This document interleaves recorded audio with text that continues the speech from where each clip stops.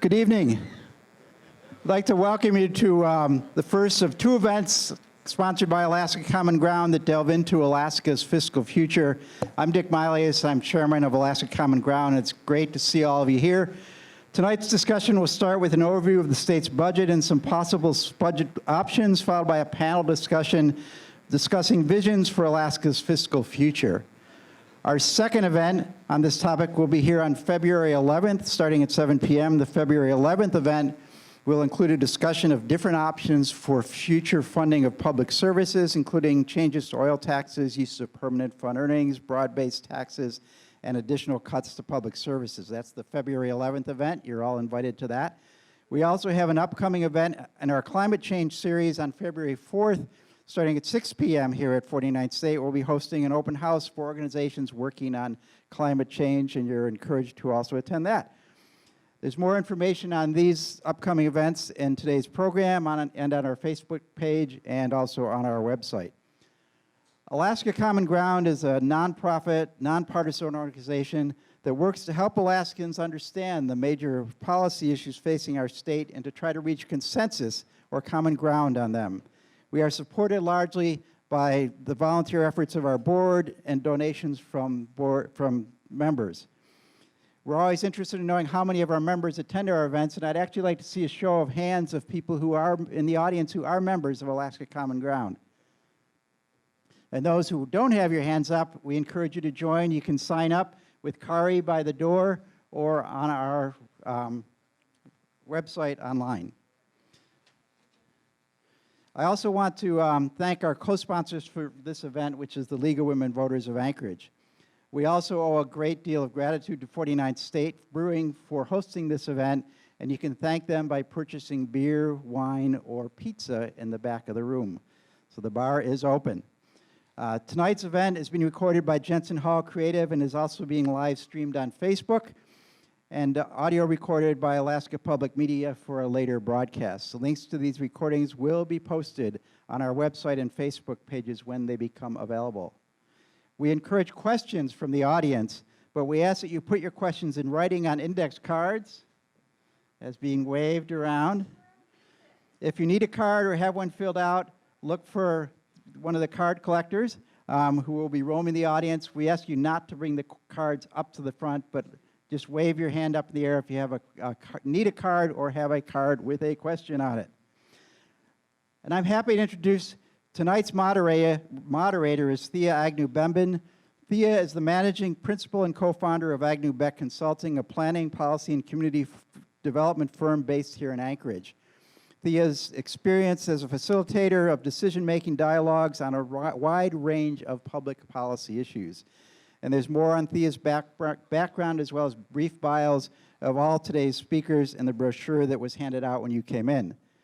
Thea has graciously volunteered to lead today's discussion, and I'll turn it over to Thea and hopefully get this other mic here to work. Thank you. I can use this if you want.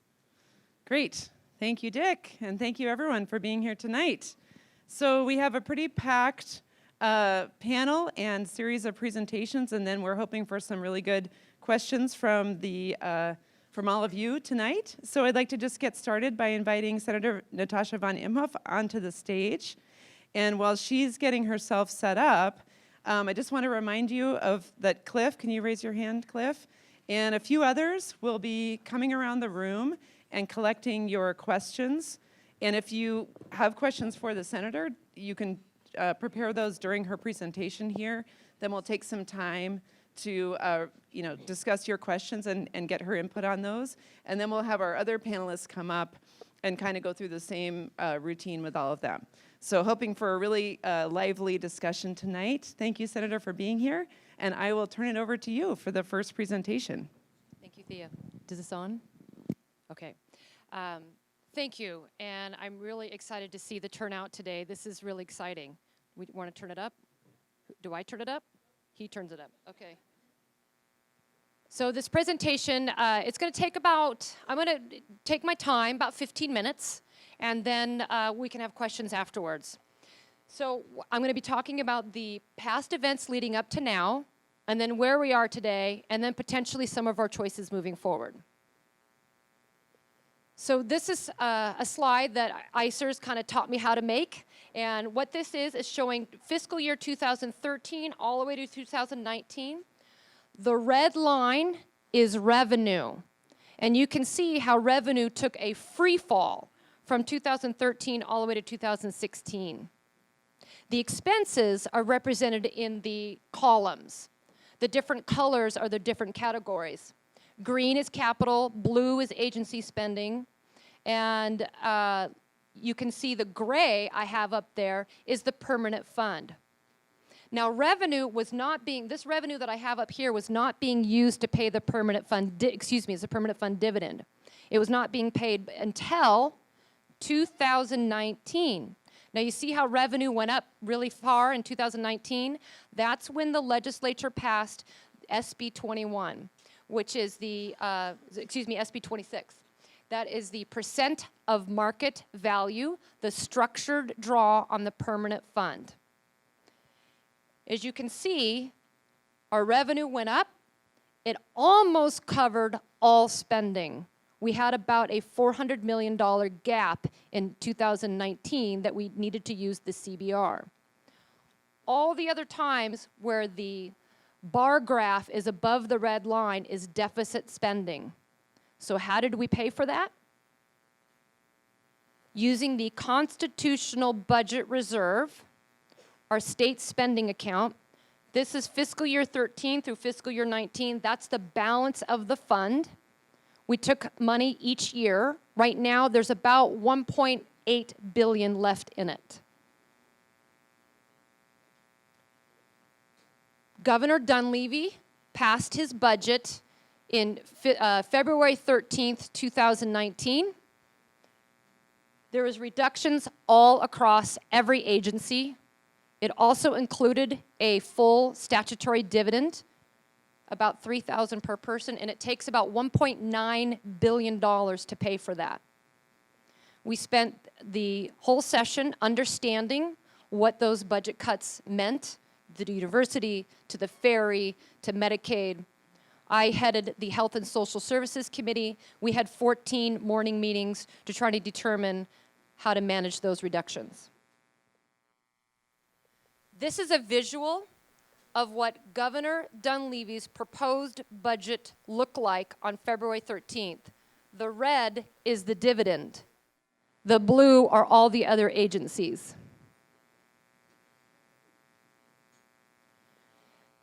This is a map representing the wide variety of Alaskan views. If you recall, at one point during the summer, a few of us met in Juneau and a few of us went in Wasilla.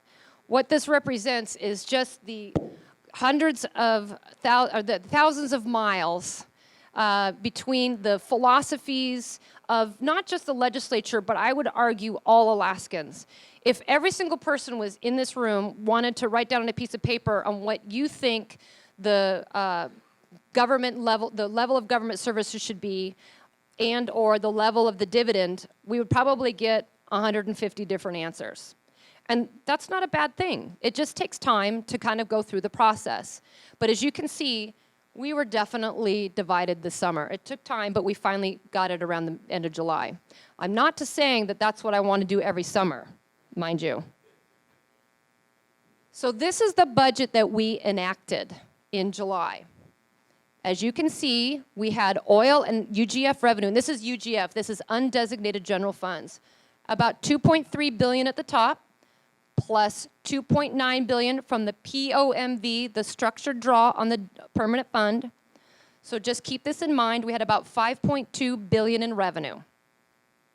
And then you can see the different expenses that we had. Health and Social Services took a big hit. Transportation took a 21% reduction from the previous year. Of course, a big chunk of that was the ferry. The university took about a $25 million reduction. And all other agencies was about 7.3% reduction total.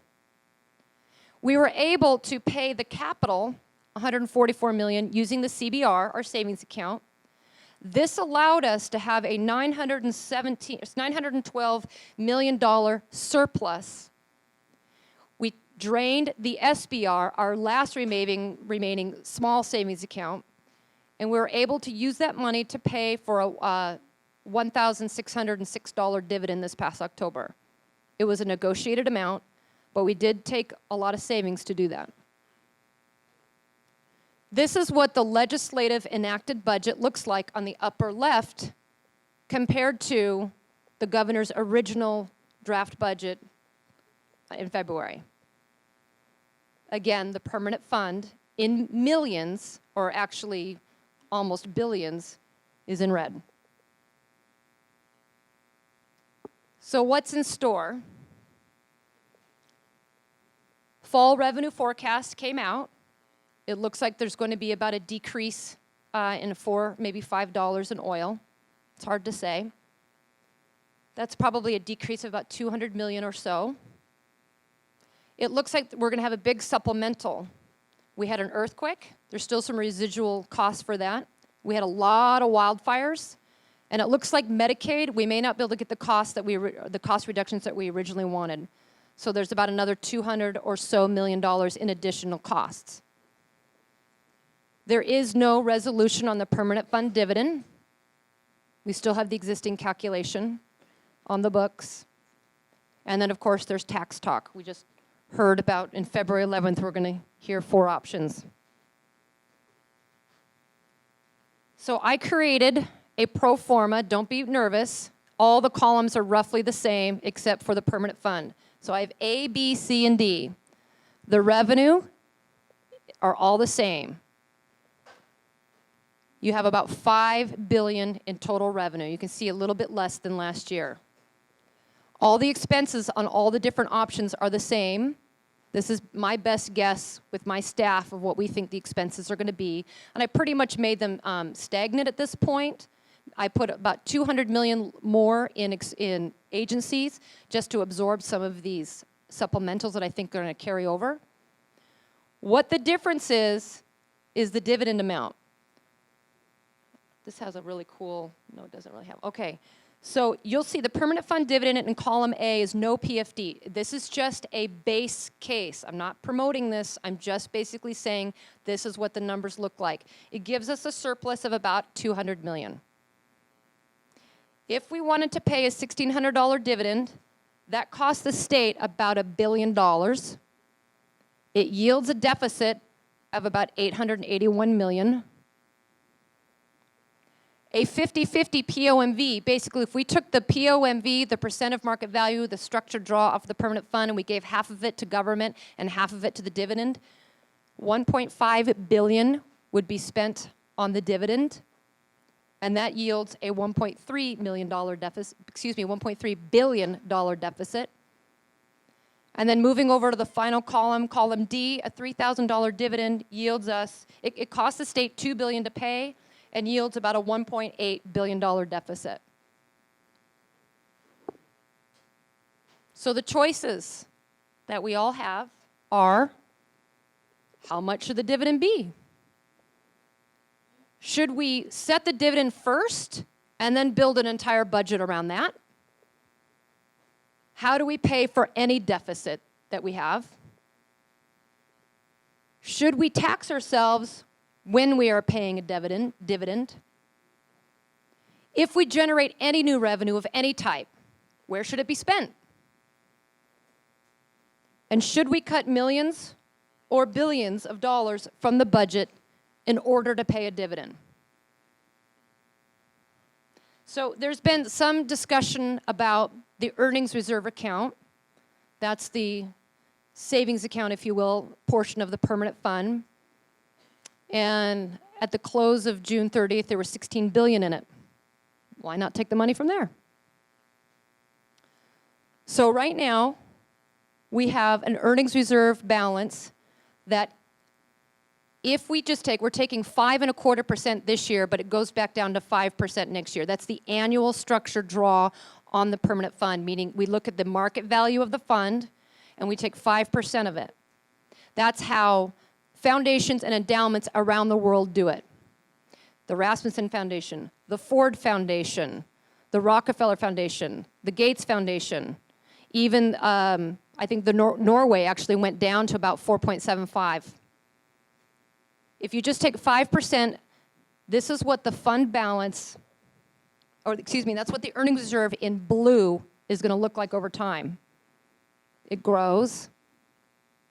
It can withstand that based on historical models of looking at all these endowments and foundations across the world for decades.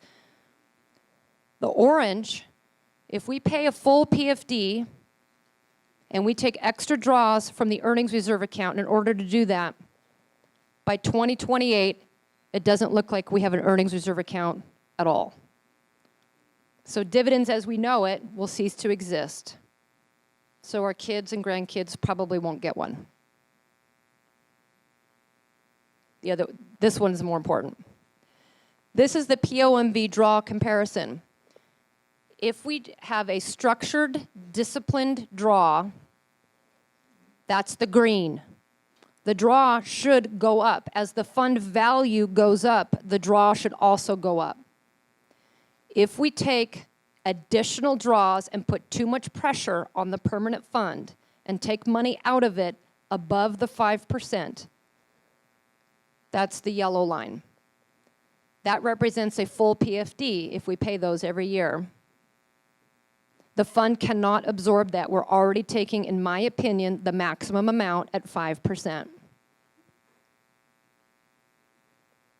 So the takeaways, I think I did this a little faster than 15 minutes, so we'll have lots of room for questions. Based on my 3 years in the Senate and my 40-something years in Alaska, how I look at it now, we're at a crossroads. I think it is imperative that we find some type of middle ground or balance for all spending. Not just the permanent fund, not just core government services, but all of it. Once we find a balance, where do we want to be, then we can determine what the deficit is. We can decide, do we like that size of that deficit? How do we fill it? What makes sense to fill that deficit? Now remember, if we paid no PFD, we have no deficit. But I don't think that's realistic. I think the PFD personally is here to stay. It's just a factor, it's just a matter of what's the level of the PFD that we can afford over time. I believe that any solution should include a spending cap. This way, if we do get more revenue, we could apply it to capital, we can pay down debt, we can put it in savings account in case we have another emergency of any type. A spending cap will avoid those very difficult time that we had in 13, 14, 15 that we're just kind of now coming out of. I also believe that there is room to continue to put downward pressure on the government. From what I've seen, that there is inefficiencies in government. But how I look at it, just like fat in a piece of meat, it's marbled throughout the entire enterprise. It takes time and focus and energy to thoughtfully go in to each department and observe how it's being run, figure out where there are efficient ways to improve it, maybe through technology, maybe through combining efforts with different agencies, what have you. There is room to do that, and I believe that the administration is trying to do that in some ways. I do know, though, that if you make large cuts, you saw this week that a lot of those are having to be walked back with disability payments, I believe, for seniors. So that's my presentation.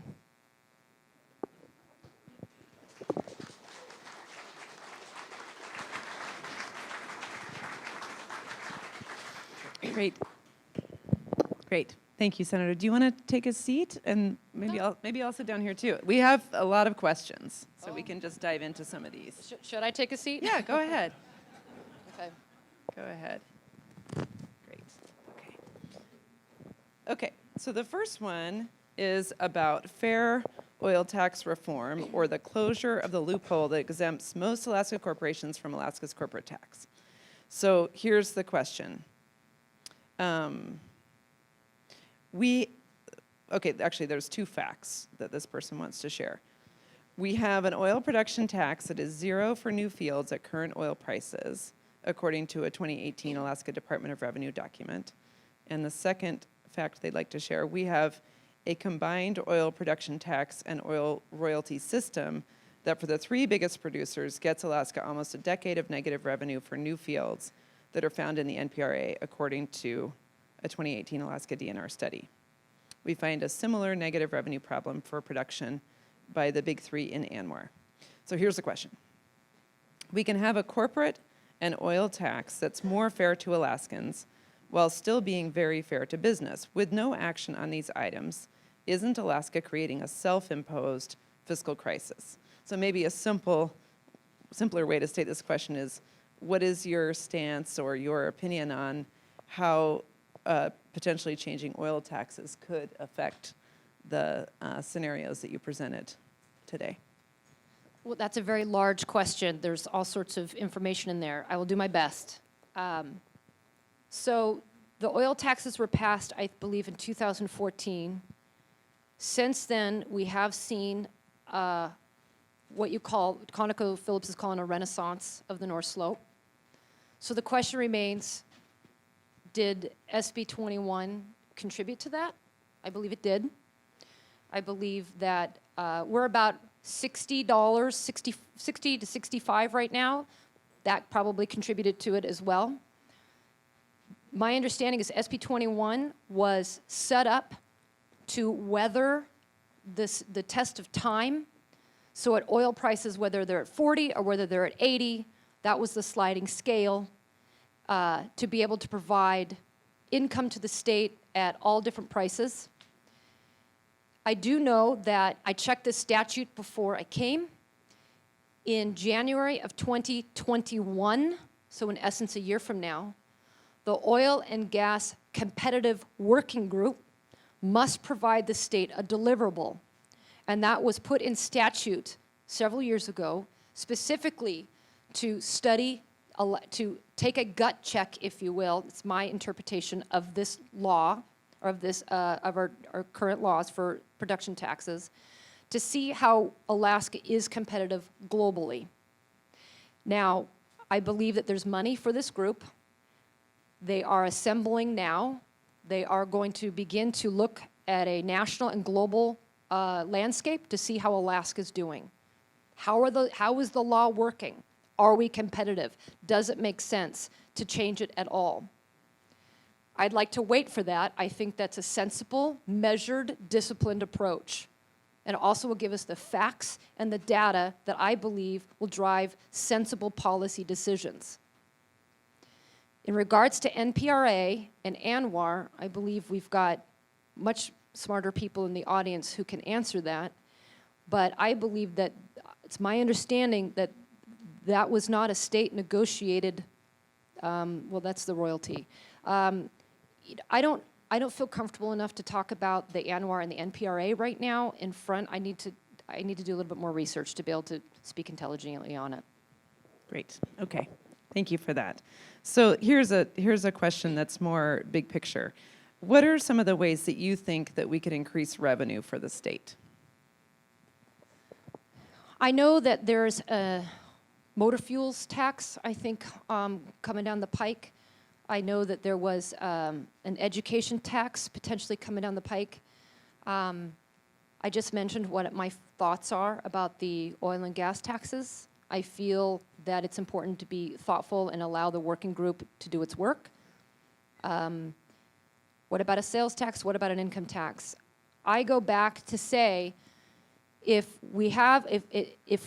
we must solve the spending before we can look at new revenue.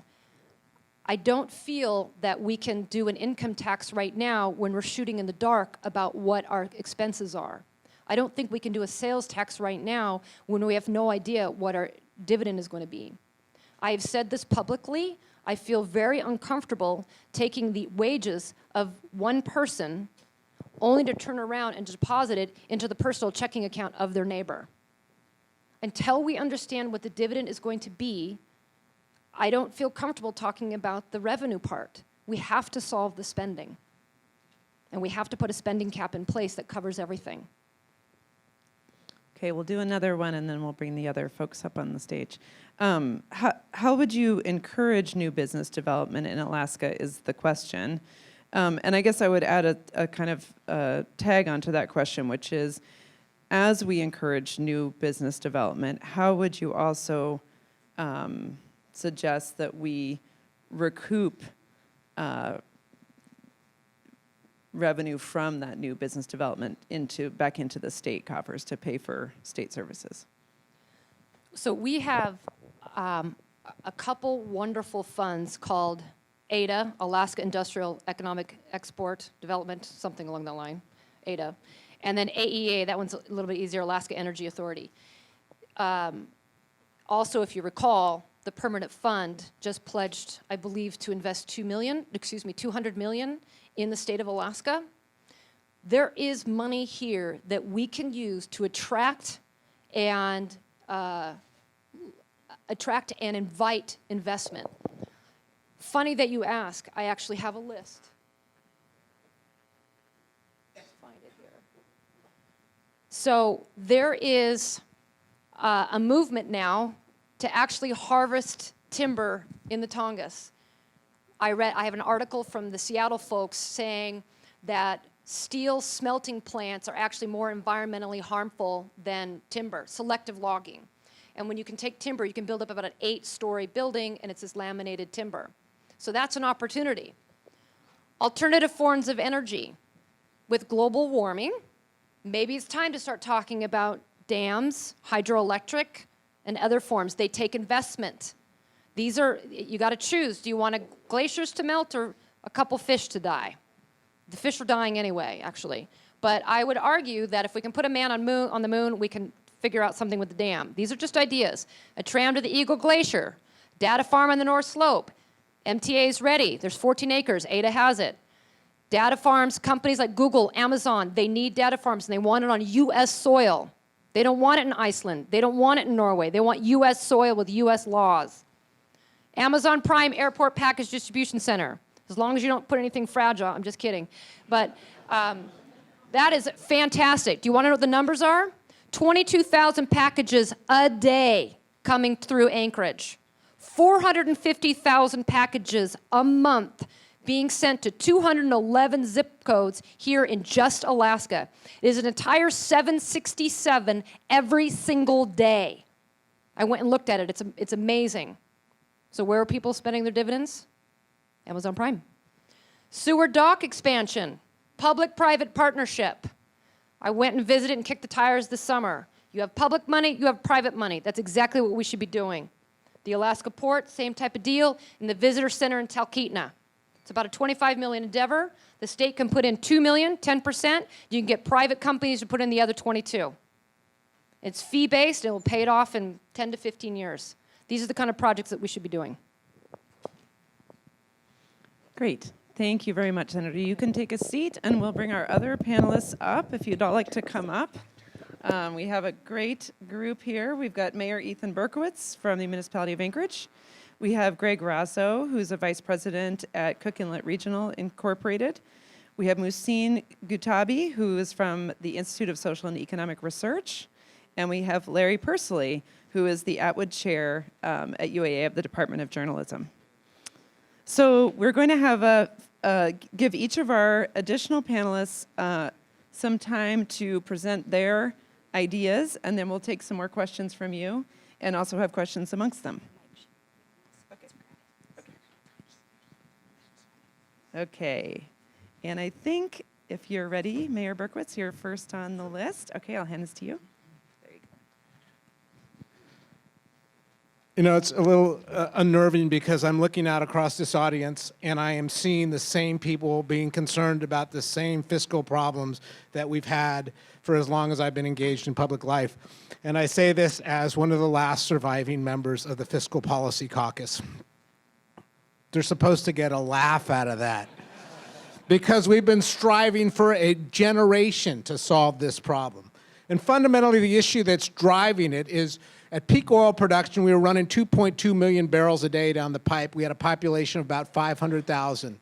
That's 4.4 barrels per day per person. Today, we're running about 500,000 barrels down the pipe. There's 750,000 of us. That's 2/3 of a barrel per person. So oil is the horse that we rode in on. It is now just one of the big dogs in the traces. And we have to do things differently than we've been doing. And so when I listen to the discussions about whether it's going to be an income tax or a sales tax, these are the same boring conversations that go nowhere. And they never go anywhere because there's some structural problems with it. We need to change the conversation if we're going to get to a solution. We definitely need to change the equation. I mean, we're in a situation now where the oil industry is talking about things like carbon taxes and carbon fees. That is not part of the discussion down in Juneau. Why not? We're in a situation where historically the state and local governments have worked together to provide infrastructure and services to the people of Alaska, but the local governments are not involved.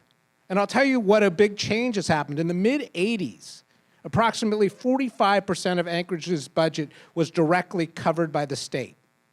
This upcoming year, it's 1%. So all these fantastic budget cuts that have been coming down the pike have not been budget cuts so much as budget shifts. And the costs have been borne by local taxpayers. And I think there is a way out of that problem. And yes, we need to look at new revenue. We need to look at revenue. It's great that we're hearing about Amazon. I would like to see more of them, but we're already landing 75 747s a day in Anchorage. We're moving that much cargo out of this airport. We don't have an internet sales tax in this state. And so the brick and mortar stores that we frequent compete against these outside entities, and they aren't competing on a level playing field. We aren't doing a great job with managing the state assets that we have. There are state assets, for example, the Alaska Housing and Finance Corporation could buy the Student Loan Corporation. And 15 years ago, when Senator Al Adams and other legislators, who I'm not going to mention, put that idea forward, that was a $250 million sale. And the budget has not been scoured for those kind of opportunities. And every time those suggestions are made, it lands on deaf ears. We need to be bold in what we do. I also think that when you view the big cuts that have happened across the state, it is time for us to talk about a municipal dividend. And this 50-50 split between what state government gets and what the dividend gets, it doesn't include local governments. And one of the problems with the direct permanent fund dividend payout is approximately 20 to 25% is paid to the federal government as federal income tax. That is not an efficient use of that money. Another quarter of the money is garnished. It goes to sometimes meritorious things like child support. Sometimes it goes to pay municipal traffic fines, which we really appreciate in the municipality. But it is not the best use of the money. If we had a payout, where just a 5% payout on a $60 billion dividend, permanent fund, split between 45% to government, to the state government, 45% to the permanent fund dividend itself, which is about a $1,800 to $2,000 dividend, and 10% to local government. That's $300 million to local government. In the municipality of Anchorage, that's approximately probably $125 million. If the municipality had $125 million of revenue, that could go to property tax relief. That could go to do things like assume bond debt reimbursement. That could go to do things to make sure that the roads that are not plowed because the state has cut its road plowing, we could do all those things. So there are options in front of us. But in order for us to be the kind of people we want to be, which is to say independent and self-reliant, then we've got to be a lot more creative than we've been. And we've got to engage a lot more people in the conversation, because that hasn't happened. And I say this as a veteran of many, many budget wars in Juneau. We are not as smart as we can be. There are options out there for solving the problem. But as long as the sole view is that we're going to cut the budget, I'm going to quote Wally Hickel. Wally was not exactly a flaming liberal. Wally said time and again that if your sole vision is to cut the budget, then Alaska has no hope and has no future. And we need to remember that. Because if you want to have a functional level of government, you need to have the resources to pay for it. And I think that at the end of the day, we are measured as a state by much more than the size of our dividend. We need to remember that moving forward. Thank you, Mayor Berkowitz.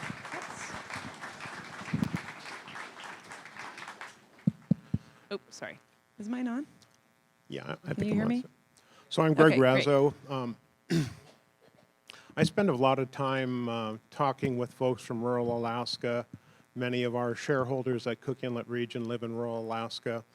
And some of the observations that I see just in terms of one of my other avocations, being the president of Alaska Legal Services Corporation, and supporting that nonprofit as it strives to help the poverty population in Alaska with legal needs. A couple things. First of all, where we are today, at this point after a year in, many rural hub communities no longer have local staff at public assistance. This means that folks in rural Alaska that try to need to get help through a hotline, they try and use a hotline that is very rarely answered.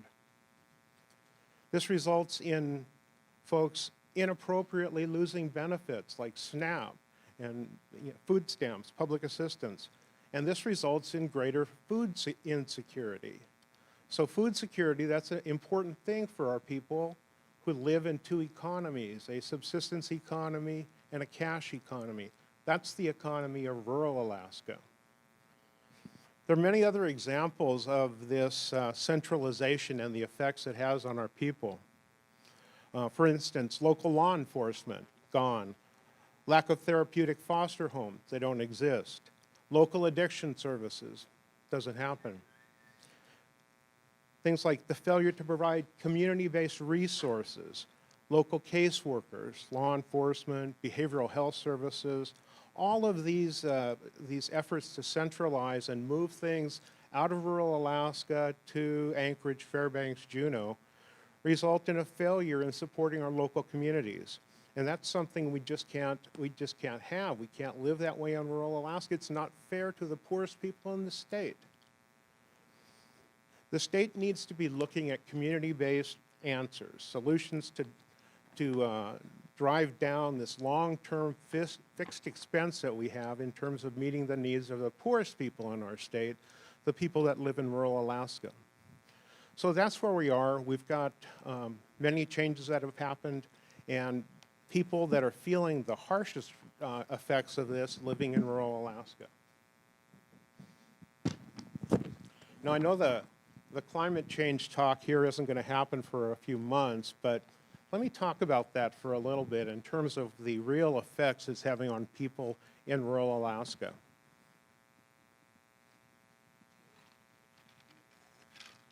In Guettabi, the northernmost community in the United States, it just ended its second warmest October on record. Temperatures at 11.6 degrees Fahrenheit above normal. In Kaktovik on the Beaufort Sea in northeastern Alaska, average October temperature was 9 degrees above normal. In Kotzebue, the average monthly temperatures were about 6.6 degrees above normal.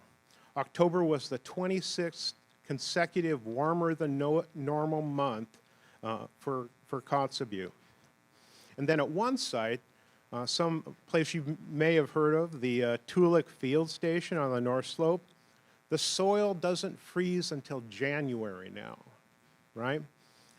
So in Alaska, there are dozens of towns that the federal government has identified as being in potential need of relocation due to the damage resulting from the climate crisis. And this climate crisis is very real. As we even look at today's newspaper, right? Headline news about permafrost thawing. What does that do to our economy? What does it do not just for the next fiscal cycle, but for the immense amount of infrastructure that we've built up on the North Slope? When the permafrost thaws and all that infrastructure starts to subside, our roads go down, it affects our railways, it affects all of our transportation industry, and the state is doing literally nothing about it. I don't know if any of you had a chance to watch the Alaska Federation of Natives convention on television as we went through the resolutions this year. I was surprised, I really was. At the end of our resolutions process, we take up the elders and youth resolutions. And this year, probably I think it was the very last resolution we had to consider, was a resolution that came from elders and youth asking for a climate change task force, okay? And that had a lot of language in it. It had a potential effect on the oil and gas industry as part of the language. And many of our companies, our Alaska Native corporations, they practice and operate in the fields of oil field services. So it's an important industry to us, just as it is to the entire state of Alaska. But the plea from our youth about the importance of climate change, in many respects, I think, was falling on some deaf ears. And there was a back and forth that happened between a leader in the community that was very involved in the oil field industry and the two young women that were bringing forth this resolution for a climate change task force, an emergency situation. And at the end of the day, the youth ended up with the resolution in the format that they wanted it. And it really made me think about what was going on there. What was the viewpoint from the future Alaskans, the Alaskans going to be working and living in Alaska that's much warmer than it is today? What were they really worried about? And then what are we worried about right now? And what needs to be done about it? Climate change is a very serious consequence, particularly in rural Alaska. When it affects where you can store your food, whether it's going to be in an ice house underneath the yard, or whether it means that you're no longer going to be able to participate in employment and participate in a dual economy, the consequence of not dealing with this really results in a downward spiral for the neediest Alaskans. Reductions in sea ice, the lack of snow, they impact marine mammals, fish, seabirds, and the ecosystem as a whole. And this is an ecosystem that our people rely on for their basic food.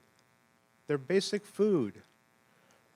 The evidence exists along our coastlines and our waterways, and it's revealed through the hardships we face in bringing just harvest to our families and our communities in rural Alaska. The Alaska Native people's resilience is legendary. We've been here for thousands of years in this state. We can change and adapt. But the things we are losing, the ability to harvest food, the ability to be able to freely and safely travel in the wintertime on the rivers that used to be frozen but aren't anymore, the problems that we have in driving a snow machine, looking for food, and having that snow machine and yourself fall into a hole in the ice because the ice isn't thick enough to support what we do. This affects the subsistence economy. And the subsistence economy for rural Alaska is every bit as important as the economy we're talking about and the economy we talk about in Juneau. This thawing of permafrost is affecting the way we hunt and fish and harvest. It makes us worried in the same way that I was worried listening to the young people at the FN convention about what their future is really going to be like and how are they going to prosper in the way that we've been able to prosper. Will they have the same opportunities? No, they will not have the same opportunities. We are living in a time where just the fact that we are not dealing with our climate is impacting a significant segment of the economy that is not a dollars and cents based economy. And we're doing this in the poorest part of Alaska. We're having to deal with this in the poorest part of Alaska.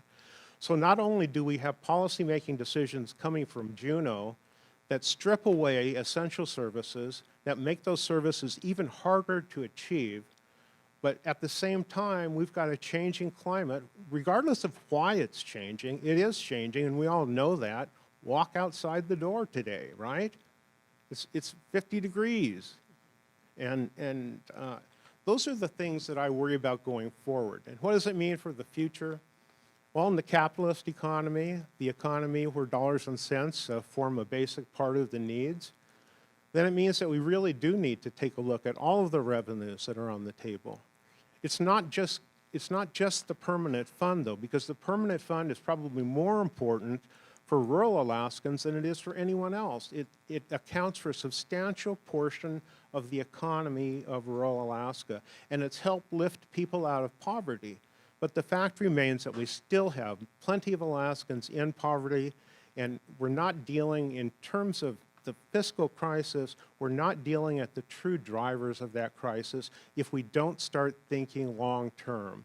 And we don't acknowledge that those two young women that wanted a climate change task force and wanted the declaration of emergency were absolutely correct. It's happening, and all you have to do is walk outside the door to see it. Thank you, Greg. So now, Mouhcine, I think you have some slides to share as well. Okay, great. If you want to stand over there, you can, or you can stay where you are. No, I'm going to go ahead and stand up because I talk with my hands, and I'm afraid I'm going to hit the mayor. And so, Most people would appreciate that. no, I don't want to do that. And that's a really hard act to follow, so I apologize in advance for disappointing you. But what I thought I would do is take a look back at what's happened over the last couple of years in order to appreciate the backdrop of the conversation that we're having, right? So the state's endured a really long recession. In fact, the longest recession in Alaska's history. Not its deepest, but its longest.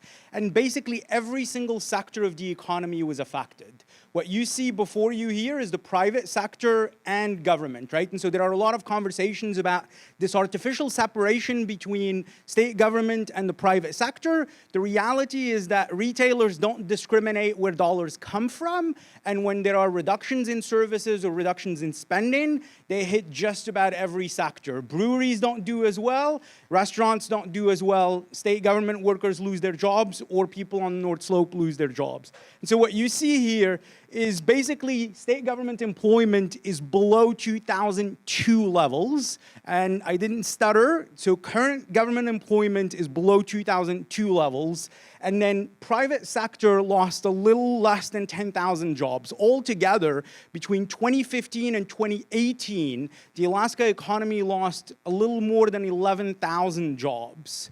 And as I've said, those were spread essentially throughout the economy. Now, that's important because that tells us that the economy's ability to absorb reductions is fairly limited. The economy, that is fairly vulnerable to some of these reductions. Some people will say, well, hang on, the Alaska economy has come out of the recession, which it has. However, the employment gains that we've experienced in 2019, so if you look at all of the employment numbers that we have for 2019, and we have up until November, the economy has grown year over year by about 0.4%. That means that it's averaging about 1,400 jobs this year more than last year. That's a really modest job gain. It's really good, meaning that we're actually doing considerably better than we were in these 3 years that you're looking at here. However, those job gains are fairly modest. The other thing that's really important to note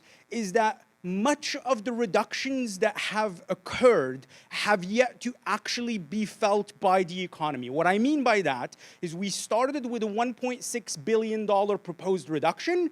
That was then changed to about $460 million is the reduction that actually occurred, but only half of that $460 million was actually going towards agency operations, meaning money that actually comes out of the economy. But as we've heard, $100 million of that 230 or 40 million reduction in agency operation is actually in Medicaid, and we don't even know if that's going to happen yet or not. So that's all to say, we don't really know how the reductions, however small they ended up being, will interact with some of these modest gains that we've been experiencing. Now, my forecast for 2020 is that unless there are very severe reductions, we should again see job gains because oil and gas and construction essentially are leading us out of this recession, and hopefully the bleeding will stop in retail, because that's where the drag is right now. It's in state government, retail, and local government.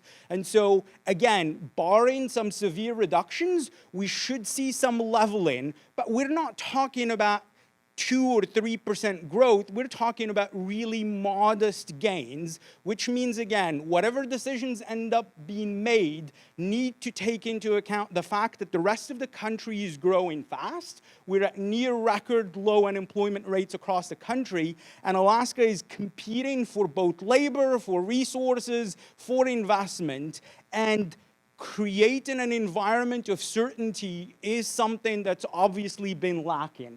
Can you move to that second slide? So I dug into the revenue forecast that was produced by the Alaska Department of Labor, the Alaska Department of Revenue, sorry. And I really like this slide. I don't know how well you can see it, because something that I say quite a bit, and I'm a broken record, is that Alaska, at least when it comes to revenue, is a financial asset dependent state, no longer an oil revenue dependent state. And essentially this tells you the story, right? And so this is the investment revenue. This is that percent of market value that Senator Imhof was talking about. And what you see here is that essentially somewhere close to 60% of all the unrestricted general fund revenues will be coming from the permanent fund, about 20 to 30% from oil revenues, and the rest is from all taxes and fees that the state collects. Now, one can approach this and say, look, we're going to do a myopic accounting exercise and say we have $5 billion in 2020 and $5 billion in 2021. The budget size, if we take last year's budget, was about $4.3 billion without the dividend, and say we're going to take a residual approach. We're going to keep the budget leveled, and then we're going to pay $700 million towards the dividend. That's about $1,000, and we're done. Now, the problem, that completely misses the fact that there are items within the budget that are growing fast, and there is very little that we can do about them. Healthcare, retirement, there are a lot of items. So when we talk about a level budget or a budget that's stagnant, we're essentially talking about reductions in real dollars, because there are multiple items that make up that budget that are just growing really fast. The other thing that's really important to note here, and I know I'm a broken record when it comes to this, just because there are financial constraints doesn't mean that the state should stop thinking about economic development. And this is potentially the time to prioritize setting a course that's not thinking about this year or next year, but it's thinking about a longer-term horizon. And that's incredibly important, because financial capital is footloose, human capital is footloose. I'm sorry, I'm an economist. I said human capital, that's terrible. I just mean smart people move to other places if they're not happy. But my point is, quality of life matters, quality of place matters, and the way you do economic development, I'm a regional economist, is really basic. You either sell more of the things that you have, meaning oil, fish, or you actually keep more of the money that you actually make. And I talk about leakage and import substitution in every single presentation.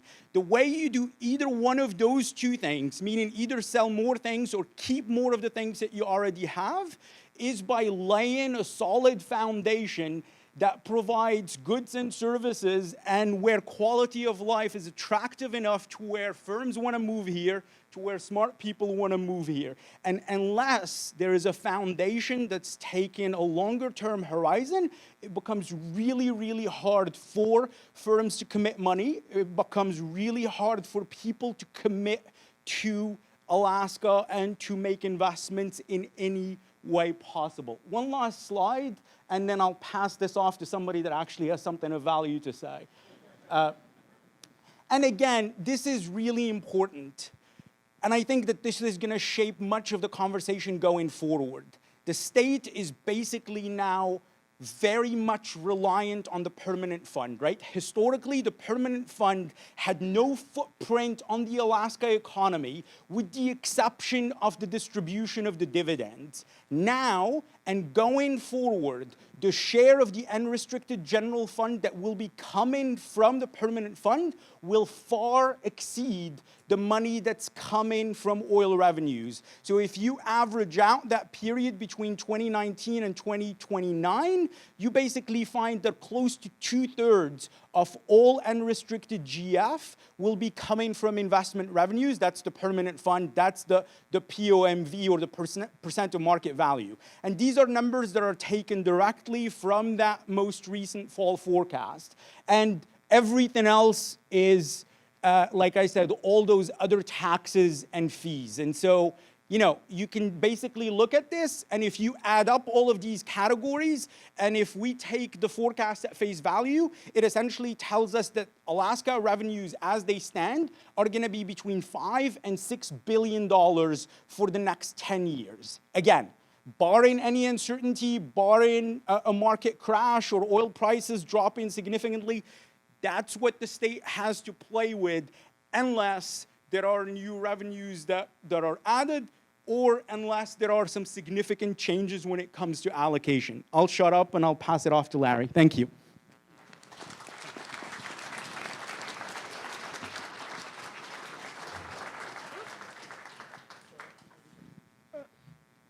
So to test and see if you're listening, I'm going to say something nice tonight about Sarah Palin, which is going to surprise a lot of you. But first, I guess, I want to say Alaskans have been guilty for years, for decades, actually, of what I refer to as supercalifragilistic over-optimistic. Something was going to come and save our ass so that we didn't have to tax ourselves, so we could have a free dividend. Well, yeah, it doesn't work for Mary Poppins and isn't going to work for us. So, oh, no, that's the last slide. We got to go to the first slide.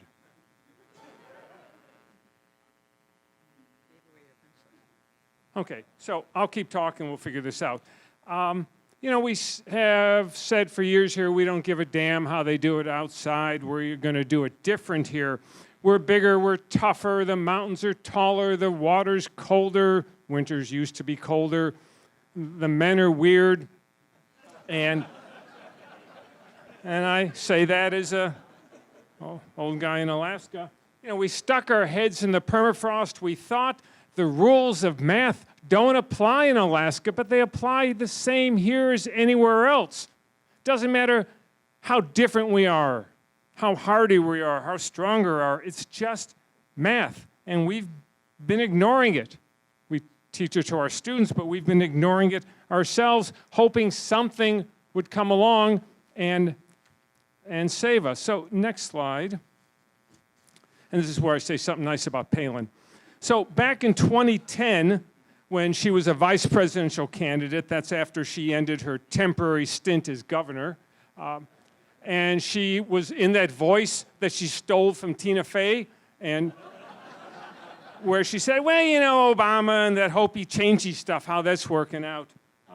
If she had paid attention when she was governor, if she had paid attention when she was mayor, if she had paid attention when she was a sportscaster, she would have realized we've been banking on hopey-changey stuff here for decades. We've been living in a dream world, a fiscal dream world, that somehow something else would pay for public services. We just thought the math didn't count here. So next slide, and that's it. I have nothing more nice to say about her.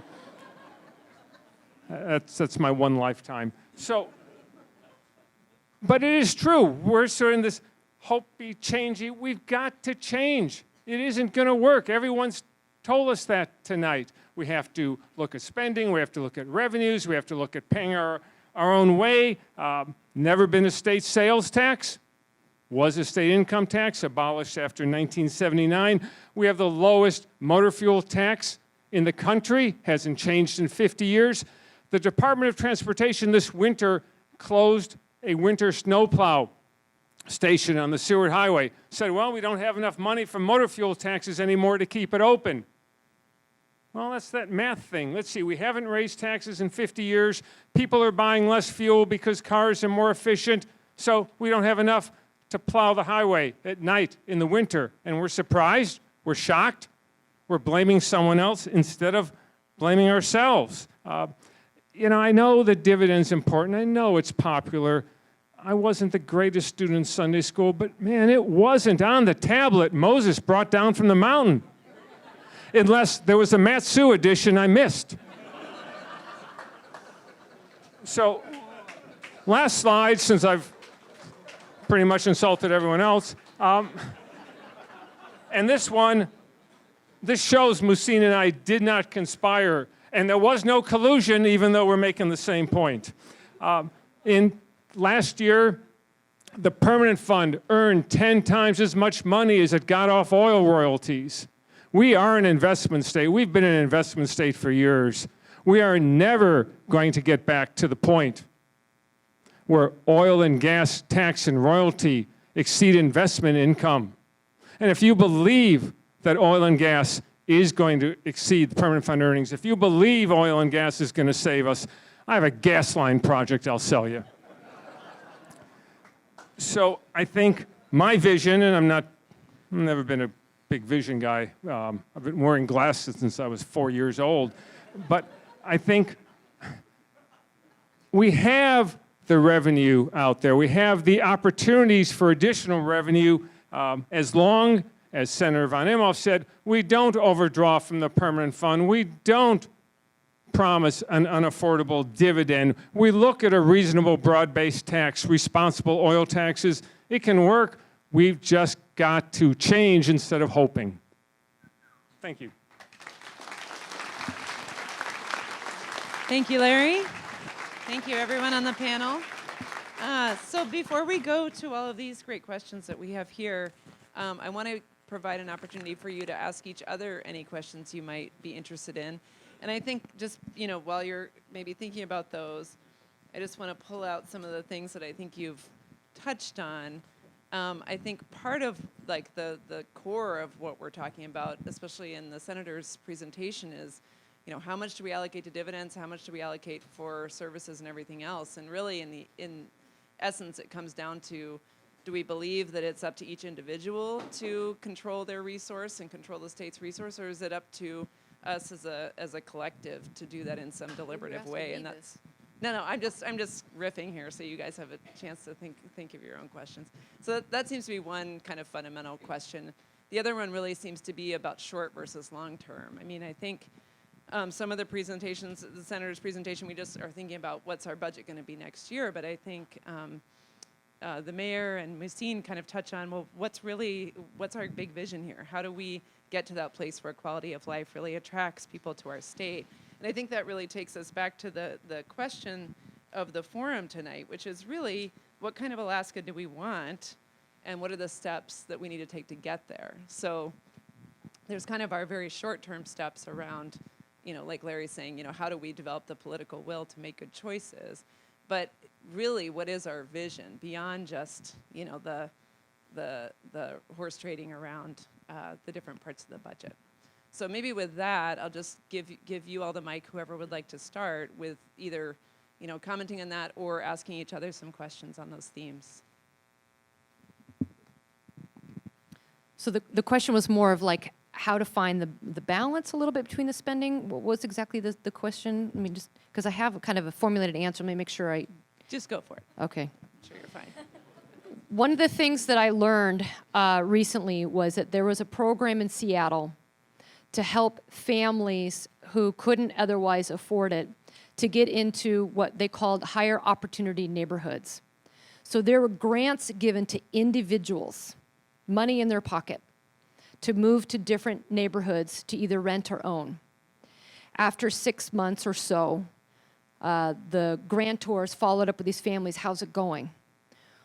We're not really sure. Nothing's really happened. We don't know what to do.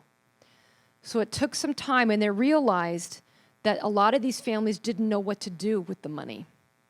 So they scratched their heads and says, all right, Next Saturday, we're going to have a bus leaving from this particular school, and we're going to take as many families that can fit on this bus, and we're going to take you to the 3 high-opportunity neighborhoods. And we're going to arrange for you to meet with realtors, with landlords, with bank financing people, with insurance agents, you name it. This is powerful information because what I believe is that you actually need both. Families, some families more than others, utilize their dividends for very specific needs, rent, food, medicine, you name it. But without the connection with other people, with agencies, with healthcare providers, with doctors to provide the services, without transportation to the medical fields or schools to provide education, whatever. You need both. I'm a firm believer we're going to have to find balance within the two and see where we can land where it's sustainable over time.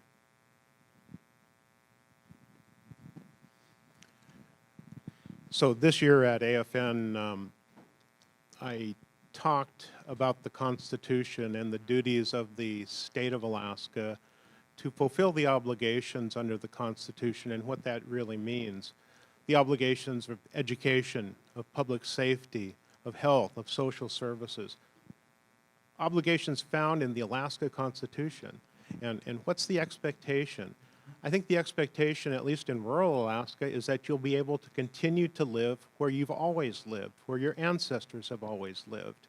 And you're able to at least take advantage of an economy that allows for your customary and traditional way of life, using food and food resources from the environment, but at the same time having the availability of employment, economic development opportunities, broadband, all of the things that are essential if we're going to, in a modern world, take advantage of the ability of our smartest citizens, our young citizens, to be able to move forward and thrive, recognizing that they need to get an education, they need to become leaders in their own rights, and being able to pay for all of that.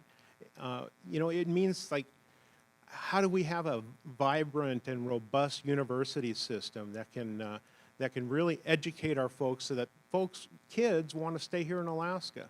Those are the competing interests that we all saw last year, especially education. And I don't think we saw a good set of answers on how, and even agreement on what the basic constitutional responsibilities and whether they're being met at all by government, whether that's actually occurring. So I hope that's the conversation we see from the legislature and the discussion from the governor going forward. But it really does need to be, in my opinion, a long-term view, because this is a long-term problem that we're facing here in Alaska.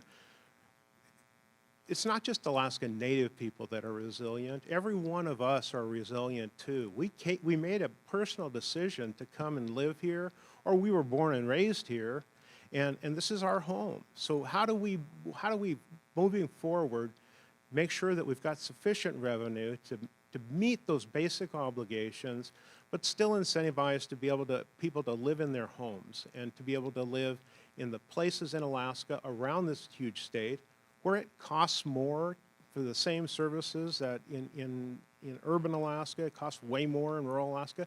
We recognize those are the facts, but that's part of Alaska. That's the way it is here at this point. And having a long-term view in terms of what our fundamental responsibilities of government actually are, I think is part of the discussion that we need to be having as we move forward. I guess I agree we do need a vision. In the sense that, what do we want to be known for? Do we want to be known for the umpteenth time with the umpteenth governor that we're open and ready for business? Everybody's open and ready for business. That's like your grandmother saying you look nice at the holidays. It's meaningless. So, do we want to be known for education? Well, we're not doing so well there. Enrollment's down at the university. Faculty's leaving. Grant funds are leaving. We're certainly not known for our transportation system. And in terms of the open and ready for business, I tend to look at the revenue side of life. If you bring new development to the state and they don't produce a barrel of oil, chances are we're going to lose money on it because of the services we're going to have to provide for the employees. It's great for jobs, great for the economy, great for retail. But I look at it, I'll let Mouhcine worry about the retail. I'll look at it, what money comes into the general fund so we can afford the services and the education and a reasonable dividend for the people who need it. You got to get some revenue for public services off the economic activity. That's what everyone else does.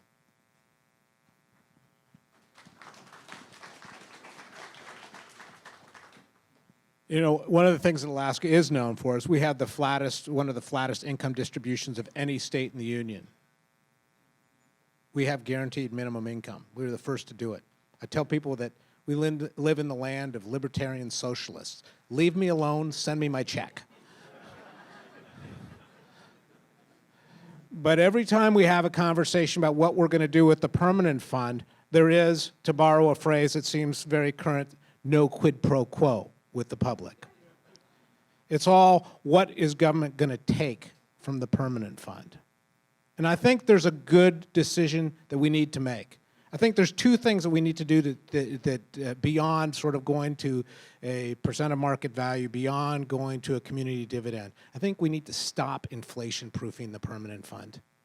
We began inflation-proofing the permanent fund back when Elmer Rasmussen was in charge of it because, as he pointed out, inflation is a thief in the night. And if you're only allowed to invest in bonds, inflation matters a lot. But when you have a more diversified portfolio like we have now, the investment should inflation-proof itself. So let's stop inflation-proofing the permanent fund. That's $1 billion right there.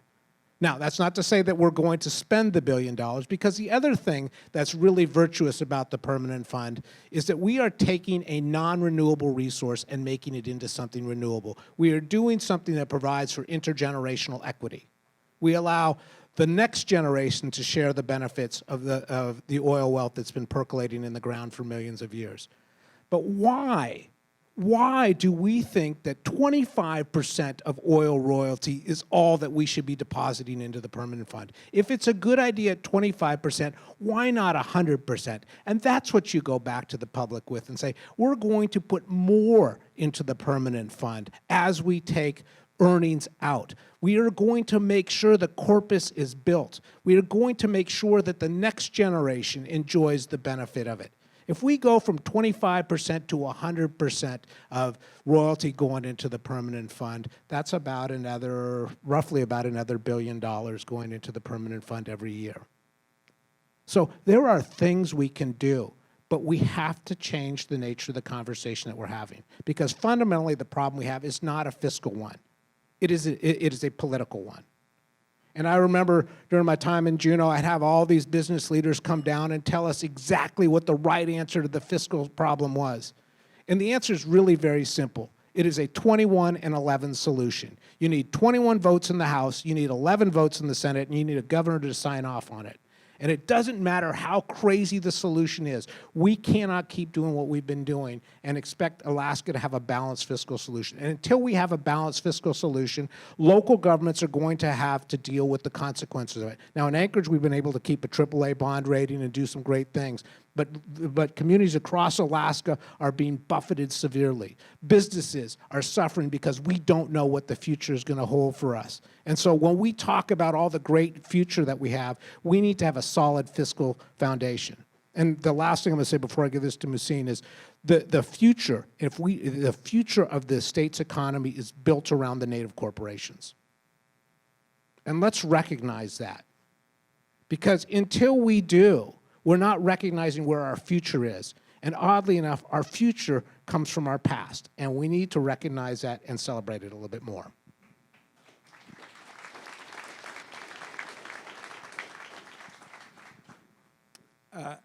I'll start by saying something. I'll piggyback off of Larry's comment, because I saw Scott Goldsmith sitting in the audience.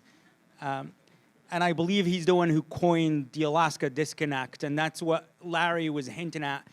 If you look at spending or revenues and you adjust them for inflation and for population, you get a very different picture of Alaska than if you don't. And the reason for that is that obviously government services have grown as a result of the growth of the Alaska population, and there is no mechanism by which Alaska revenues grow when either population grows or there is investment. Now, the question is, if you were to somehow solve this disconnect, can you do it in a way that allows you to raise enough money to allow people to get the services that they want? And that leads me to my second point, which is from a public finance standpoint, you really can build a budget one of two ways. You either decide what do people want, how much is it going to cost, and how are we going to raise the money in order to afford it, or you say we have X dollars, let's allocate those dollars in a way, I don't know if it's utilitarian, meaning that it's the greatest benefit for the greatest number of people, or in a way that most people seem to think it makes sense. It seems like right now we've chosen the latter path, which says we have this set amount of money and we're going to have to fit the budget within that $5 billion that I showed you earlier. Again, is that sustainable? Is that in the best interest of the state going forward? I honestly don't know. I think that, you know, we've heard these competing interests of, I tell people all the time whenever they ask me, I say, A, I don't know, but B, more importantly, this is not an economics or an accounting question, and I think the mayor is right that there are a lot of politics in this. I know nothing about politics, but it seems like... You're in academics. How can you not know anything about politics? I play one on television. Are we on television? I don't know. But anyway, yeah, so that's all that. You can keep that down. Yeah. Great. Okay. Do any panelists have questions for each other they want to ask before we go to audience questions? No? Okay. If you think of them, just give me a... Okay. Great. Here we go. Okay.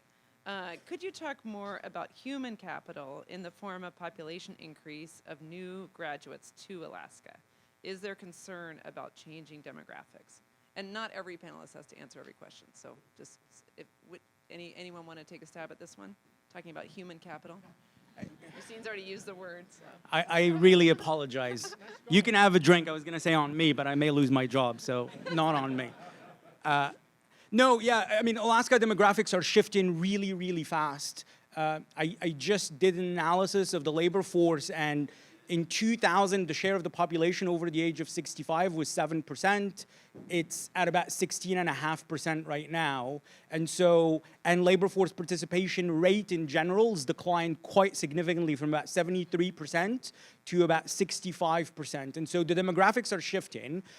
There is very good evidence that I don't want to call them kids, but I suppose high school students who end up getting educated in Alaska are considerably more likely to stay in Alaska, start businesses here or be employed here and buy homes and spend money here. The likelihood of returning to Alaska if you go study outside of the state is considerably lower, right? And so that means that, again, thinking about investments or thinking about economic development, you don't have to think about the university, but think about economic development and think about the very first thing that I heard when I came to Alaska about 8 years ago now, and Scott had taken me to a luncheon, was the number of businesses that got up and said that there are significant labor shortages, and they were complaining about the fact that there aren't enough engineers, there aren't enough well-trained economists, there aren't enough accountants, and the only way that you do that in order to encourage them to come invest in the state and stay in the state is to supply that labor force. And so, again, I think that it's easy to think about these issues as siloed, right? And so the university is here, economic development is here, oil development is here.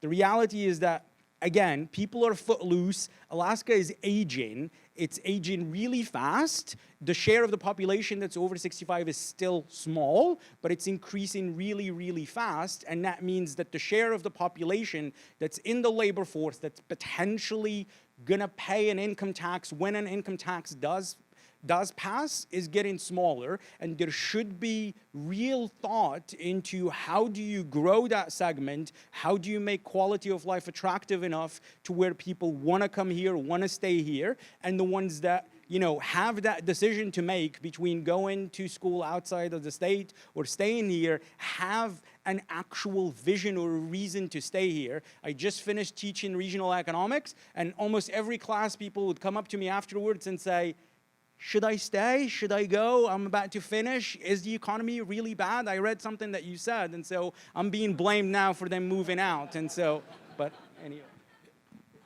Look, more than 30% of the jobs on the slope go to people who don't work here or who don't live here. Okay, that is not a new problem. But until we do workforce development here, until we train our people to have our jobs, we're going to hemorrhage money. And that is an old problem. We don't have a medical school here. We don't have a law school here. We don't have all the kind of schools that everywhere else in the country does. And when young people leave Alaska, they leave and they don't come back. We've got a problem with the police department and the fire department because we don't have a defined benefit system here. And so what happens is we train them and they get hired and go somewhere else. So if we're going to have not just workforce development, we need to have a whole continuum of attention to what is needed to make sure that people want to work here, will continue to want to work here, and will continue to live here. It involves quality of life. If we whittle our lifestyle down to the barest minimum, to the most Spartan of existences, we are going to lose people. And we are going to lose the kind of people who are the most mobile and the most capable. And that is not a recipe for future success. So let me just add a question onto that then. What do you think are the ways that we can best invest in quality of life? Like if the issue is how do we retain human capital, what are the ways that we do that? And Senator? Oh, you just answer a question. Okay. So I think that there is a vision that I've been developing with my Rasmussen Foundation hat, school board hat, and now Senate hat. So it's probably 10 to 15 years in the making. And to me, I call it the 3 E's. The first is essentials met: safety, healthcare, homes, and food. I believe that there should be investment by the state, investment by the communities, investment by the nonprofits, investment by the corporations, all to provide the essentials, because a person cannot do much unless the essentials are met. And we're seeing homelessness investments from Providence, Blue Cross Blue Shield, Rasmussen Foundation, among others. I believe we're going to have a big dent in that area. Once the essentials are met, the second E is education. I believe in education. I served 3 years on the school board. My heart is in education, preschool to university, and then adult VOTEC. Again, nonprofits, corporations, the state, the university. I was up in Fairbanks and I saw the vocational technology that has public-private partnership. It's probably 15 acres. It's pipe layers. So we went and saw probably 30 to 50 young people out in the cold. They were welding, they were loading and unloading big trucks. This is 15 acres we drove around. Amazing what they're doing up there. We've got to get kids educated, and that's a whole nother conversation, which I'm actually meeting with the educators tomorrow at 9 a.m. at Captain Cook for 2 hours to talk about that. But we have the education challenge. There's lots of good things that we can do, but it takes all the state and the native corporations, particularly now with the governor doing the compact agreements.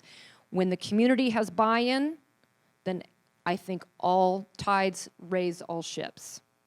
The last E is economic investment, economic prosperity.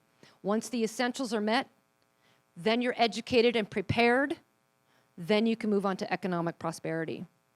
That is when the state needs to leverage their money with the private sector to expand the opportunities. If the state just funds everything, or let's just say the state funds the visitor center in Talkeetna, $25 million. It was actually asked on the budget this year. I put it down to $2 million. I'm the keeper of the capital. Because Princess Tours, I think even the federal government, among others, we're going to do the other 22%. It's going to be a funding mechanism. It will make money. The state can help leverage and get the project started, put in the initial equity capital. The 3 E's: once the essentials are met, once you have education preparedness, then economic opportunities begin.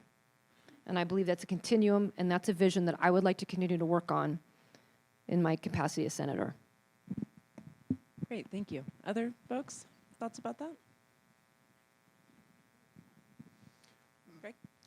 I'll say that just in terms of investment, I think it's time for Alaska to invest in Alaska business.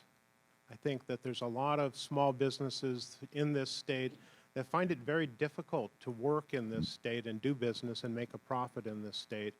And the reasons for it, I think, lie in the fact that there's really not a lot of incentives to invest in small business here in the state of Alaska.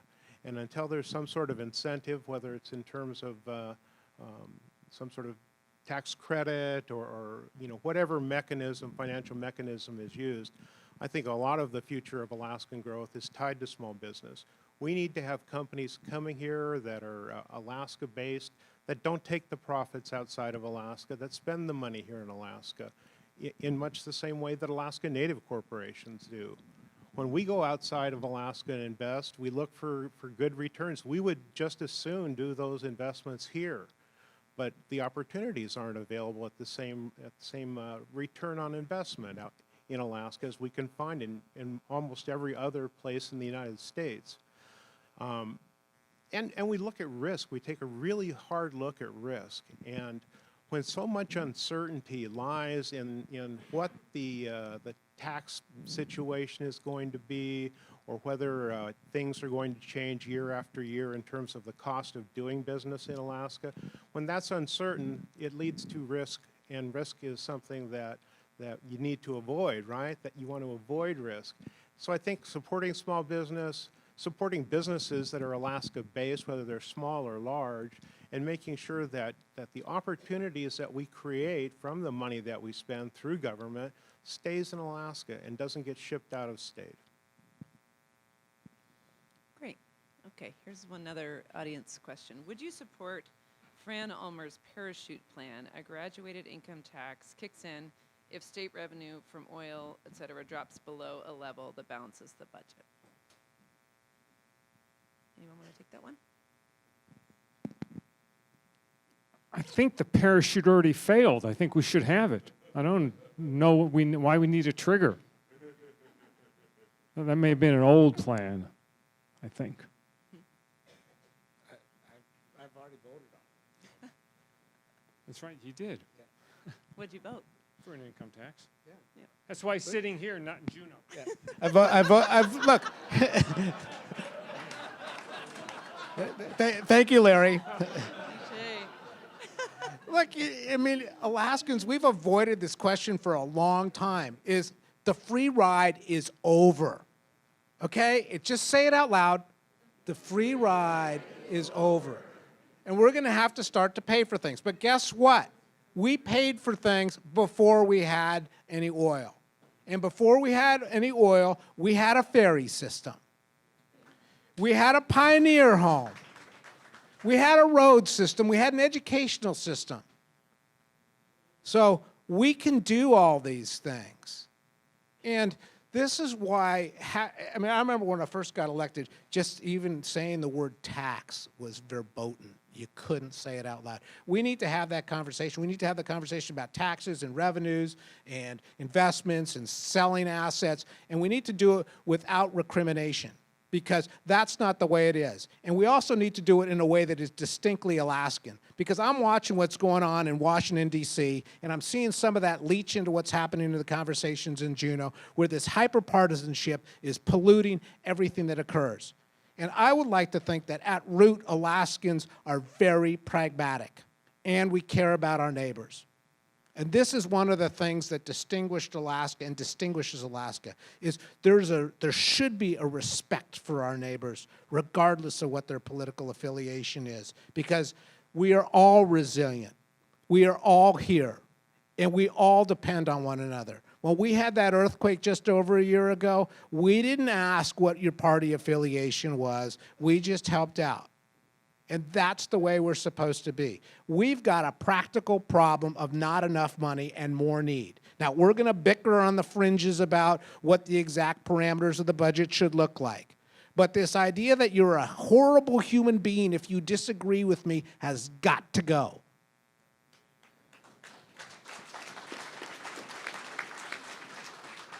All right, sorry, Larry. Now you get to answer about the parachute. No, parachute gone. Okay. As an owner state, when the state spends oil revenue on government services, is that a de facto tax on each and every citizen? Would low income paying the same as high income? What would the economic effect of a state tax be on our economy, leaving the PFD aside? So I think the question is, how would introducing a state tax affect our economy?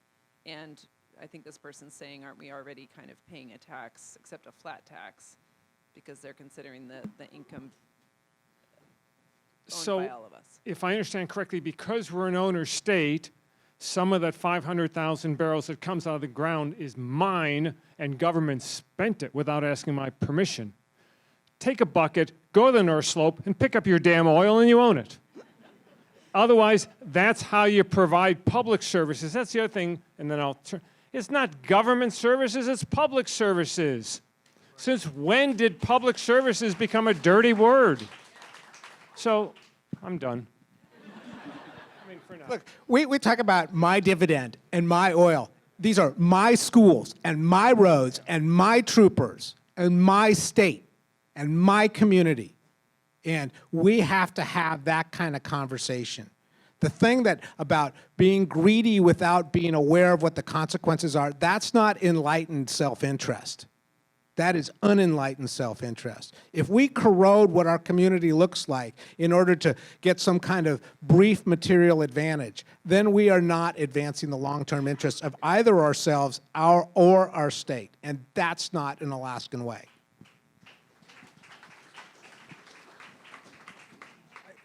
I'll just tell you, I mean, any tax of any form will have short-term negative economic consequences on the economy. However, obviously, we all know that there are no painless solutions.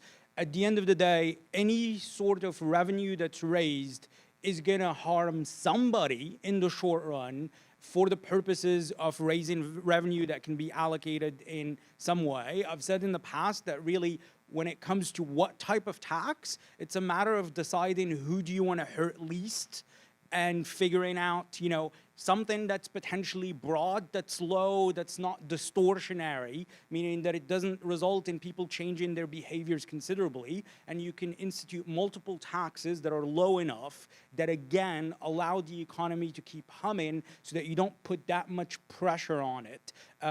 I think if I remember correctly off the top of my head, based on our analysis a few years ago, for every $100 million in income tax that the state raises, there are somewhere between 500 and 700 jobs that are lost in the short run. And so, so again, I mean, there is no free lunch. I'm sorry, again, those terrible economist lines, but you know, that's where we are.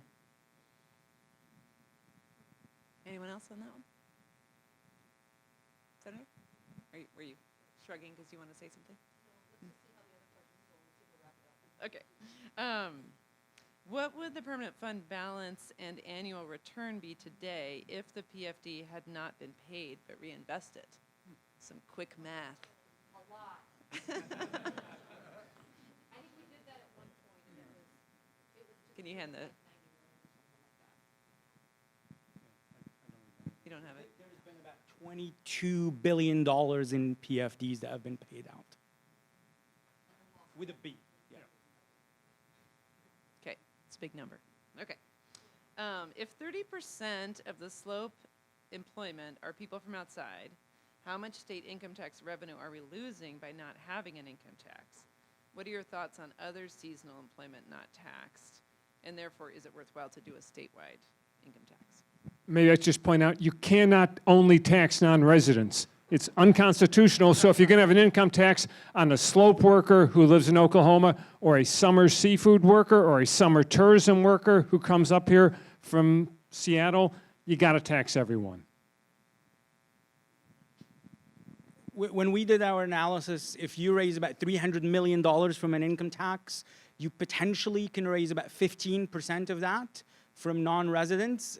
It's lower than the 30% that the mayor quoted because the income of a lot of non-resident workers is fairly low. It's in processing. And so, again, you raise a portion of it, and there's no doubt that there are a lot of ways of structuring seasonal taxes or income taxes to where a portion of the burden is borne by non-resident workers.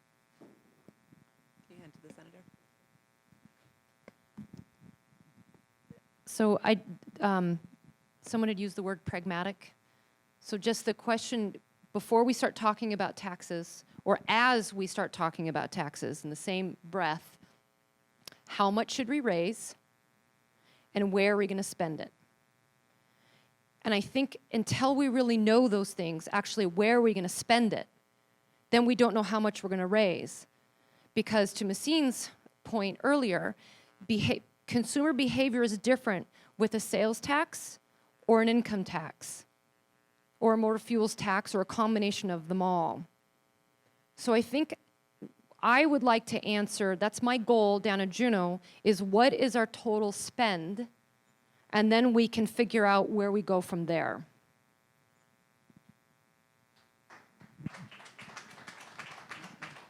Do other panelists have ideas on where we should be spending or how we calculate our total spend? Yeah, we should be spending on education. We worry about educational outcomes in the state. One of the things that we don't do that everyone else does is pre-K. You want to change educational outcomes? You want to do something that has serious benefits in the long term? Let's do some pre-K here. That's where we should spend some money.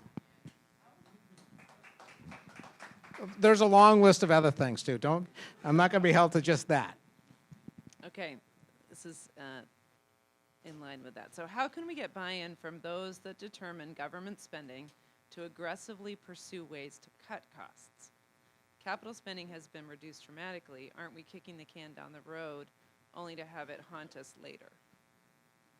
So I think I am the only mayor in Anchorage history who can tell you every single capital appropriation I've received from Juneau. We got $20 million for the port. We got $2 million for the police department, and we got $480,000 to fix what the state broke on Jewel Lake in terms of putting up some streetlights. That's it, okay? We can't keep having this conversation, and that's why at the outset I said we need to have a bigger conversation about what services does government provide, not just the state government, but also local government. Because there are efficiencies to be had when you look at the services and the infrastructure that state government and local governments provide. If we were able to do things in ways that were more seamless, we could reduce costs, we could have efficiencies. But again, if we approach this with how little we're going to spend instead of what we need, I think that's the wrong mindset. You know, we deal with public safety on an ongoing basis in Anchorage. We've increased the size of the police department by 100 officers. We should have another 200 officers. We can't do that because the concern here is simply about how much can we spend.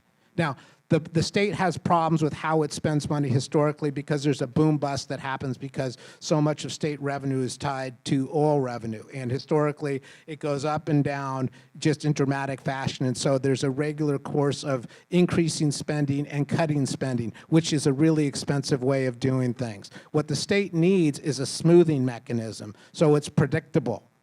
I've heard for my entire time in political life that the oil industry wants predictability and stability. So does everybody who puts a budget together, whether you're in the private sector or the public sector. And so that's one of the responsibilities that the state should have as it crafts a long-term fiscal solution. Create predictability and stability, and then things will get a lot easier and a lot cheaper.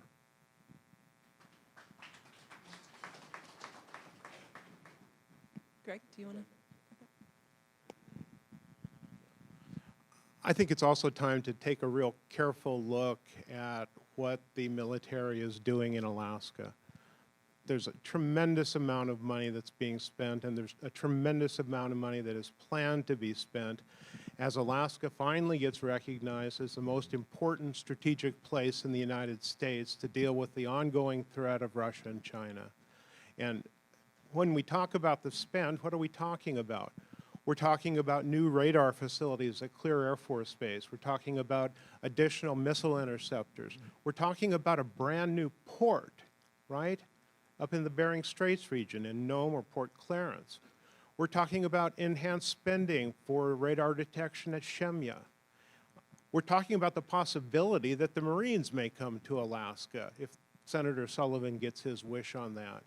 And all of this is accounting for a tremendous amount of money that's being spent. And a lot of those funds, those government contracting dollars, they leave the state just like other dollars do. They don't all come to Alaska. They don't all stay here. So I think we need to come up with an approach that recognizes that it's really a combined problem, a federal, state, and local problem. And that means local in terms of whether it's a local government or a tribal government. So I think getting used to working with each other again to get things done, doing long-range planning, making sure that your plan isn't 1 year or 3 years, it's 10 years, right? That's how the military plans. They plan a way far out, and that's why they have been successful in directing all of these resources towards a significant strategic threat. Just the opening of the Northwest Passage, that's accounting for so much concern on the part of our federal government, a government that has not trained to fight in the Arctic for 30 years. When the Marines came during the last exercise, really for the first time in about, I think, 10 years, maybe longer than that, they came to Alaska and for the first time really tried to use their equipment at 50 below. And guess what? It didn't really work. It just didn't work. So there's a whole bunch of money that's being spent by the federal government right in our own backyard. I don't think very many people are aware of it or tuned into it, but we certainly are as folks that do business with the government. And I just think that presents a significant opportunity that we have to account for in this picture. So I think some sort of cooperation between all of the governments that we live with and pay for, that's important. Maybe I could just quickly agree with the senator on one point. She's right. You know, you look at taxes. Let's just take income tax, sales tax. You could raise $100 million, you could raise $1 billion a year. The question isn't what you can do, the question is what you need. So we need to figure out what revenue we need, what services, what spending, what capital, what public works, what maintenance, what we need, and then decide where we're going to get it from. We've got that predictable flow from the permanent fund as long as we protect it. We can look at oil revenues, we look at personal taxes, but she's right, we got to figure out what we want to buy and how much it's going to cost, and that will determine what revenue we need. So here's a couple questions maybe about things we could invest in. So one is, why are we not investing in the space program when the University of Alaska is a land, space, and sea institution? And then another one is, why are we so quick to dismiss Alaska fisheries? And, you know, should we be investing more in our fisheries? Any thoughts on either of those? I'm not sure anyone here dismissed fisheries, but Sir, you've done a lot of work on fisheries. I think there are a couple of fisheries economists somewhere. No, but I mean, there is no doubt that fisheries generate a great deal of money to the state and to communities in particular. I mean, we just finished a paper with Brett Watson, he's somewhere there, and Matt Reimer, who's the fisheries economist, where we find significant multipliers from fisheries on local communities, both in terms of employment, in terms of wages, and I talked about leakage earlier, but even though quite a bit of money leaks out of the state when it comes to fisheries, those are very significant engines to economic growth and to employment and to the tax base for a lot of places. And so I don't think that there is, I mean, at least not from my end, that there is any dismissal of fisheries. In fact, as I've said earlier, you do economic development either in investing in the economic bases, i.e. sectors that are selling goods and services to the outside, or by keeping more of the money that you make. And fisheries potentially presents an opportunity for both. Meaning, how do you look at that supply chain and potentially plug some of those leaks, or figure out ways of ensuring that the fisheries are sustainable and that they provide a revenue stream that's not threatened. And so, yeah. Anyone else want to comment on space or We fisheries? have an aerospace corporation. I mean, we're in space. We're out in space. So I think there is an investment in space. But what we're not doing is we're not investing in our university system. So we are not training everybody to take advantage of those opportunities. And those are something we should do. And as for fisheries, most of those small boats are small businesses. And those are opportunities for local people to grow their own family business, and we need to do that. And boots on deck and all those issues that are long-standing fisheries issues, those are ongoing fisheries issues, and we should continue to try and do more with them. But nobody's dismissing fisheries. We just, it's the old Alaska problem. It's a value add. It's like, are we adding values to our resources, or are we going to be a colony? And it's the same question that they faced at statehood. And let's not forget that we came to statehood because of the fisheries. But let's just also remember that, we're 50 years plus in, and let's stop being a colony. So just in terms of revenues to the state, and there's several different fisheries taxes out there. The fishing industry to the state, I'm not talking municipalities here because they get some. Fisheries tax to the state's about equal to what the state makes off smokers or drinkers. 40-some million, I think, a year last time I looked, just to give you some numbers. Yeah, smoked fish, that pays extra. Yeah, and locks, even more so. Okay, here's some questions about a big area of spending for the state. So how much of the budget is going for healthcare premiums for public employees? And I think, actually, Senator, you shared those numbers on your presentation. Let me just go to these other ones. What other options do you see for healthcare in Alaska, and how can we rein in healthcare spending? And then a similar question, if the United States moved to a universal medical care plan, how much money would the state of Alaska save in the medical and public employee active and retiree health plans? So, and if you don't want to comment on those, just what are your thoughts about healthcare as a significant area of spend for the state and ways we could do that better and more efficiently?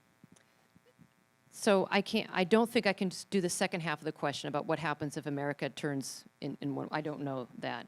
I do know that I have been on a healthcare task force led by Sandra Heffron, who was here at some point. We have been studying diligently the cost of healthcare in Alaska. So 2 years ago, we raised about $1 million from public and private sources. We had the state of Alaska with the Medicaid and the Division of Healthcare Benefits and so forth put in about $500,000, and then we had private entities, private foundations all across Alaska put in the other $500,000. We hired ICER, we hired the University of Chicago, and they did a years-long analysis, both nationally as well as statewide, to look to see what Alaska has done already to help lower the cost of health care, why our costs are so high, and what other states have done to bend the cost curve. So they came back and they gave us about 5 or 6 recommendations. This just came out this fall. One of the recommendations is an all-payer claims database. 18 states have done this already. There's, in fact, the University of Maryland put together like a how-to book on how to put together an all-payer claims database. Washington and Oregon, among others, Utah, Maryland, have successfully implemented this. And what is this? I'll let you know. So we are looking at a bill right now, and we are going to try to get 15 people on a board of governance representing every walk of life within the healthcare industry, so everyone's got a seat at the table. We're going to try to raise about another $750,000. Then we're going to give this board power to go do an RFP, a response for a proposal. We're looking at perhaps an entity that's already created this big database. So payers, Blue Cross Blue Shield, Aetna, IHS, others who pay actual claims, HIPAA compliant, will put their data, Medicaid will put their data into this database, and then we will build reports. And what we want to find out is who populations are going to get medical care where, for what, how often, what's the utilization, what's the top ailment, things of this nature. Then this way, we can start looking at create reports and analysis of what's really going on in the state and what's it costing us. And then we can, if we can compare it to Oregon and Washington and see trends over time. Then, when lawmakers like myself or Mayor Berkowitz and so forth, and when we have to make decisions about where to allocate our dollars, we want our dollars to go to the highest impact areas. Let's say it's diabetes. Who knew diabetes was the biggest issue in Alaska? I'm making this up. Okay, but these are the kind of things that we hope to find. So healthcare, I think we need to have knowledge. We need to know exactly what's going on, and then we can begin to discuss it with the healthcare providers. This is what's happening. How can we do it? How can we get better value? So the dollars that we spend, we get good outcomes. And if we can compare that with the 18 other states that are doing that, we begin to have a cohort that we can compare and contrast. That's what I hope to achieve with this bill. Other thoughts about healthcare? Some of you are payers of healthcare. Municipality? Yeah. So at the municipality, roughly 15% of our municipal budget goes to healthcare costs, and we've done a pretty good job over the last couple of years of corralling the rate of inflation. It had been pushing double-digit inflation. Now we're down to about 3 or 4% inflation. What we've done is we've stood up a pair of healthcare, primary healthcare clinics. We do things to make sure that people who are on medication, particularly medication that might lead to more serious cost. We ping them on a regular basis to take their medication on their cell phones.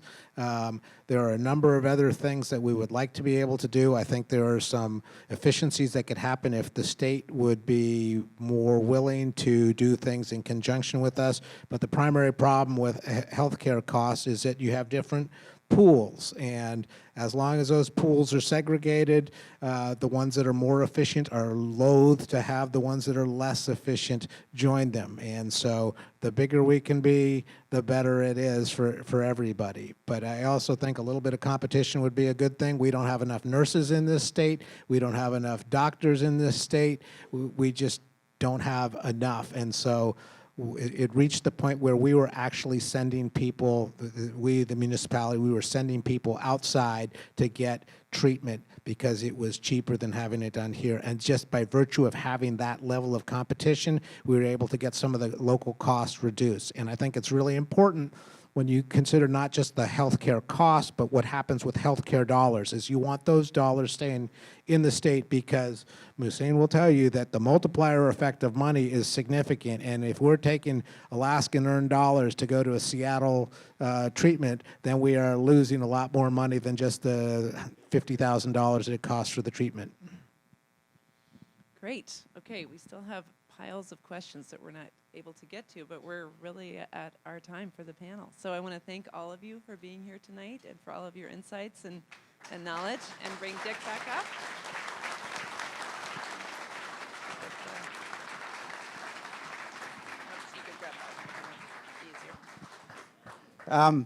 On behalf of Alaska Common Ground and the directors of Alaska Common Ground, I want to thank Senator von Imhof, Mr. Razo, Larry, Mouhcine, and the mayor, and especially Thea for moderating today's discussion. And so let's hear another big round of applause for all of them, including our moderator.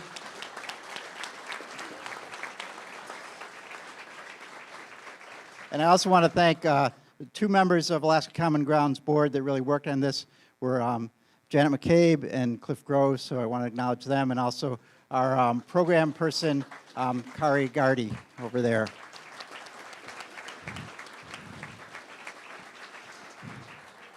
Finally, a plug for our two upcoming events. February 4th, starting at 6 p.m. here, an open house talking about climate change and organizations that are involved in climate change.